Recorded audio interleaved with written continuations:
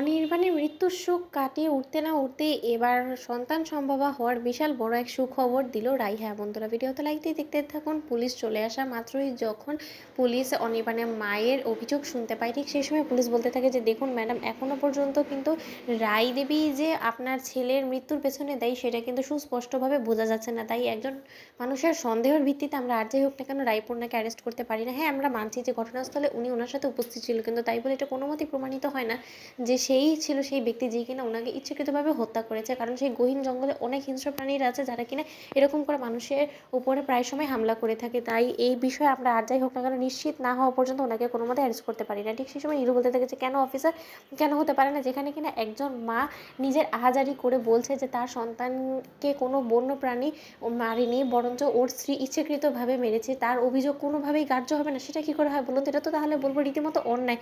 যে কিনা মারা গেছে সেই মানুষটার প্রতি অন্যায় করা হচ্ছে। আপনারা সেই মানুষটার মৃত্যুর পেছনে যে বা যারা দায়ী তাদেরকে সুষ্ঠু শাস্তি দেওয়ার চেষ্টা করবেন না? সেটা কী করে হয় বলুন তো? তাহলে তো আপনারা আইনের বিরুদ্ধে কেউ কথা বলছেন। ঠিক সেই সময় রায়ের দাদাভাই বলতে থাকে যে আচ্ছা নীরু, তুই ঠিক কোন পক্ষ নিয়ে কথা বলছিস বলতো? তুই তো এটাই চাস যে রায়ের উপরে প্রতিশোধ নেওয়ার জন্য রায়ের যাতে জেল হয়ে যায়, এবং রায়ের জেল হওয়া মাত্রই তো তোর প্রতিশোধ নেওয়া পূরণ হয়ে যাবে, তাই না?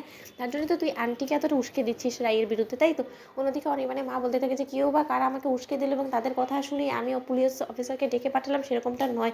তাই বিক্রম, তুমি আমাকে একদমই বোকা ভেবে নিও না। তোমার বোন কি বললো না বললো তাতে আমার কোনো কিছু যায় আসে না। আমি সেটাই করবো যেটা আমার মন বলে। তখন অনিবারে মা বলতে থাকে যে অফিসার, আমি আপনাকে যেখানে দাবি করে বলছি সেখানে আপনি আমার কথাগুলোকে কেন মাথায় নিচ্ছেন না সেটা তো আমি বুঝতে পারছি না। তখন অফিসার বলতে থাকে যে দেখুন ম্যাডাম, আপনি কিন্তু সেই সময় ঘটনাস্থলে উপস্থিত ছিলেন না। যদি সেখানকার ঘটনাস্থলে উপস্থিত থাকা পুলিশরা আমাদের কাছে কোনো ইনফরমেশন এই সম্পর্কে দেয়, তাহলে একমাত্র আমরা প্রমাণের ভিত্তিতে রায়পূর্ণাকে এখান থেকে তুলে নিয়ে যাবো, এর আগে নয়। অন্যদিকে এটা বলতে না বলতেই রাই যখন অনির্বাণের মায়ের কাছে গিয়ে বলতে থাকে যে হাত জোর করে আমি আপনাকে অনুরোধ করছি, আপনার ছেলের শেষ স্মৃতিটুকু যদি আমাকে হিসেবে আপনি মনে করে থাকেন, তাহলে আমাকে আর আপনি এরকম করে অপমান করবেন না, অসম্মান করবেন না। অনেক হয়েছে, আমি অনেক সহ্য করেছি, কিন্তু আর সহ্য করবো না। অন্যদিকে এটা বলে রাই কাঁদতে কাঁদতে যখন হঠাৎ করে অচেতন হয়ে পড়ে, ঠিক সেই সময় সকলে মিলে রাইকে ধরে অনির্বাণের রুমে শুইয়ে দেওয়া মাত্রই ডক্টর এসে যখন রাইকে অবজার্ভ করে, তখন ডক্টর বলতে থাকে যে বিশাল বড় একটা সুখবর আছে, আপনাদের মেয়ে কনসিভ করেছে, উনি প্রেগনেন্ট।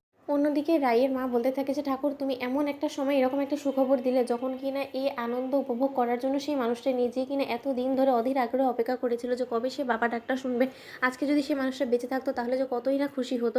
অন্যদিকে ডক্টর বলতে থাকে যে আজকে ওনার হাজব্যান্ডকে দেখতে পাচ্ছেন, ওনার হাজব্যান্ড কোথায়? ঠিক সেই সময় স্রোত বলতে থাকে যে ওনার হাজব্যান্ড এর এই ইদানিং ধরেই মারা গেছে। ঠিক সেই সময় ডক্টর বলতে থাকে যে আমি সরি, আমি সেই সম্পর্কে আসলে জানি না, কিন্তু আপনারা ওনার যথেষ্ট পরিমাণে খেয়াল রাখবেন, কারণ উনি যথেষ্ট পরিমাণে উইক আছে। আর কোনো মতে যাতে বাচ্চার উপরে কোনো রকম কোনো টেনশন বা স্ট্রেসের কারণে প্রেশার না পড়ে, সেই দিকটা আপনাদেরকে খেয়াল রাখতে হবে। বিশেষভাবে ওনার খেয়াল রাখার চেষ্টা করুন। তো বন্ধুরা, ভিডিওটি ভালো লাগলে লাইক এবং শেয়ার সাবস্ক্রাইব করতে ভুলো না।